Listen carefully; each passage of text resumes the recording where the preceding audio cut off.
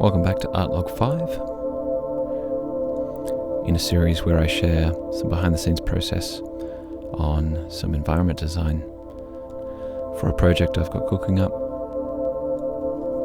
I'm returning back to my key assets now and taking a second look at incubation chamber, where the humans that live on this planet are cultivating slug larvae, which they both use as a form of livestock and transport, but also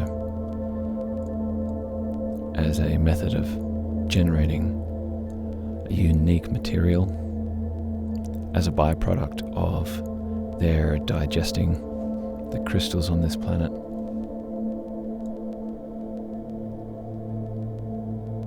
So just experimenting with a few very rough symmetry-based sketching techniques before I started to pull directly from the photo reference here. Just doing some quick value painting that allows me to pull some of the shapes from the photos that I like, and then also pull and push the forms forwards or backwards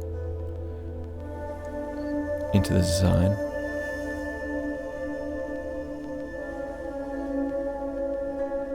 So still trying to keep it very loose, using a soft round brush and trying not to zoom in too much and get too precious with the details, just as a way to keep the ideas flowing and get some inspiration from some of the photo ref that I'd collected. So I really wanted to push the industrial feel that I thought was missing from the previous designs. So pulling directly from that kind of ref, checking what they look like side by side, and just trying to incorporate some of that heavy metallic industrial mining feel to this zone.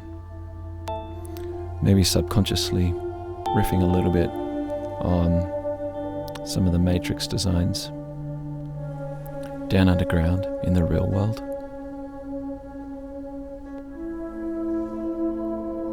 So jotting in some notes here for functionality. And if this was a game, there might be a story moment where a character's loading up one of these incubation chambers or incubation sacks. But even if that wasn't a gameplay moment, it's good to think about what these things would actually be used for, just to provide a sense of believability to the designs. And this might be never something that's explicitly explained to the player, but the fact that it's been thought about in this way just adds a little bit more depth in terms of telling a story, the story of these incubation chambers.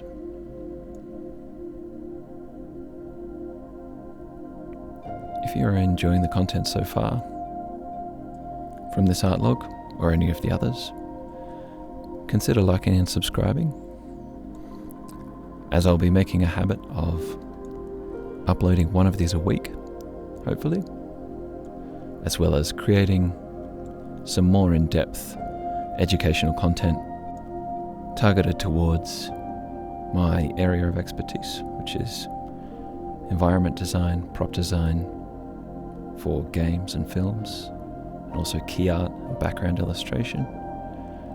So heavy use of Photoshop and Blender and all that good stuff.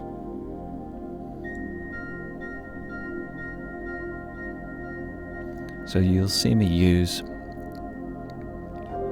a few different add-ons here,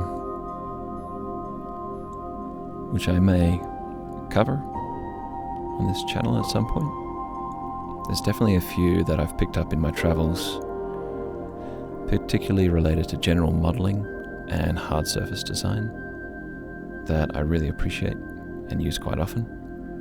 So the main ones being hard ops, mesh machine, a little bit of box cutter, and occasionally some decal machine. So here you'll see me manually modeling out a bunch of mechanical parts. And what you don't see as I'm doing this is I'm just pulling up some reference images on my second screen of pneumatic pistons and different kinds of mechanical joints. Normally at this stage in the modeling process, I would probably opt to find some kit bash assets to be able to achieve some of the results I'm going for, but part of my ongoing practice here is actually creating some for myself from scratch, so I can increase my modeling ability and also my understanding of mechanical design. So speaking of add-ons, this is actually a really awesome one that I've picked up in the last couple of months called Conjure SDF. It's a sign distance field based method of modeling. So it feels very much like Boolean modeling in a sense, but you're really not concerned about any kind of shading errors whatsoever. So I really enjoy it for concepting for that reason.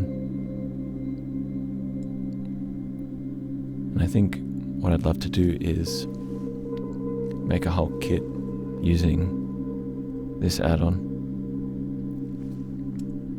because there's just certain things that it allows you to do in terms of soft form transitions that I really enjoy. So you can see me trying to replicate a similar thing here using traditional models. And maybe it could be that I need to brush up on my modeling skills. Certainly a possibility. But when the primary focus is concept art, concept design, whatever you can do to increase the speed of you generating a design and keeping that creative flow and problem-solving mindset active is definitely worth doing. Sometimes I might even throw on some brown noise, white noise in the background.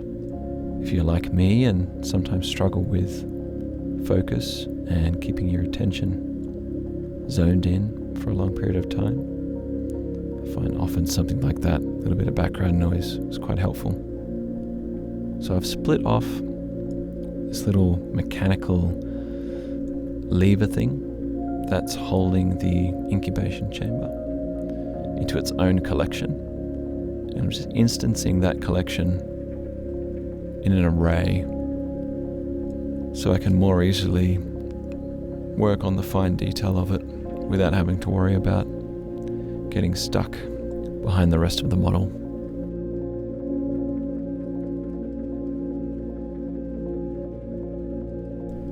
So here I'm going back into Conjure SDF, just designing something that echoes a little bit of some of the shape language that I was seeing in that turbine from my photo reference and from the Photoshop sketch file. If you're keen to see some more in-depth tutorial content regarding Blender and Photoshop use for prop and environment design, definitely consider joining the mailing list down in the description. Doing so just means that we don't have to rely on the YouTube algorithm to serve you the content that you really want. Instead, I can just send out a email notification to your inbox, and that's definitely something you want to keep an eye on in the next couple of months, as I'm actually shifting gears quite a bit this year. And in addition to freelance client work, I really want to start some art mentoring and art coaching. And that's really a way for me to give back and share some of the knowledge that I've gained over the past 10 years. I can definitely say some of my greatest progress throughout my learning journey was when I took online art mentorships myself. But there was a lot of things that I figured out on my own. So it's really a way to create the kind of educational content I wish I had access to when I was learning. So definitely join the mailing list if you're curious, or drop a comment down below. I'm still a cozy small channel, so I definitely read all your comments. I appreciate them.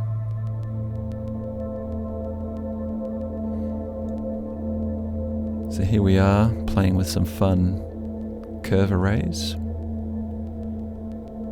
and kit bashing with some of the assets that we made using Conjure. I'm definitely leaving no stone unturned in terms of my approach to modeling at the moment. There's always a different method that is best suited for certain purposes. So you'll see me jump a lot between using curves, using specific add-ons, maybe using some sub-D with an interesting modifier stack. If you're a 3D artist watching this and freaking out over extremely poor topology, I do apologize. But like I mentioned before, when you're concepting, it's really good to remember that keeping in the flow and keeping in that designer's mindset is really important. Often there's a temptation to aim for perfect, flawless shading. And I've definitely had times where I've been designing something where I get lost and distracted by trying to achieve that perfect, clean look. I have to remind myself I'm making a design at the moment. I'm not making a final game asset.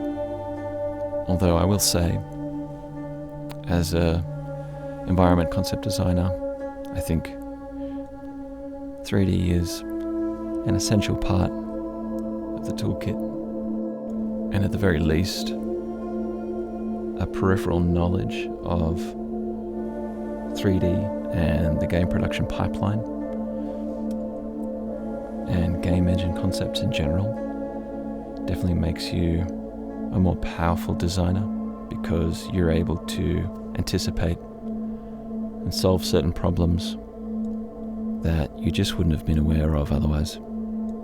So I'm starting to replace the old incubation chambers that I had before, which were sort of very much not matching with the style that I had started developing after I had gathered a bit more reference images and done a few more sketches. So I'm really liking this pill design that I saw in some of the old industrial ship gantries. It's definitely something I want to repeat throughout the level. Right now I'm just applying a bit of textures,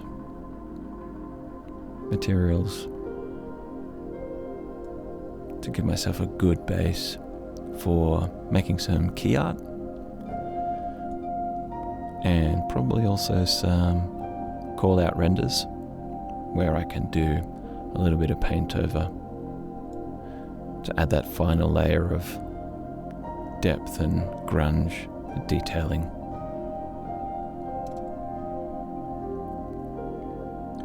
I'd like to make a video at some point actually going over the different kinds of concept art and what their purpose is, because I'm sure you're all familiar with Blender and Photoshop, speed paint, speed modeling videos, and the ArtStation front page.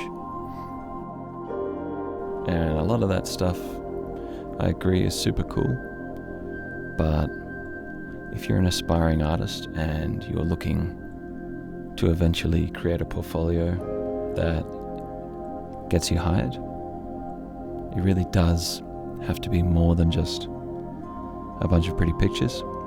You need to be able to showcase your ability to problem solve and communicate key information to the rest of a production team. Because if you can do that, from my own experience as an art director, I can tell you that 9 times out of 10, I'm always going to want to hire the artist that can clearly solve lots of problems for me. And it's obvious who those artists are just by looking at their portfolio. So that's it for this week. If I've added some value to your day, consider liking and subscribing, and I'll see you in the next one.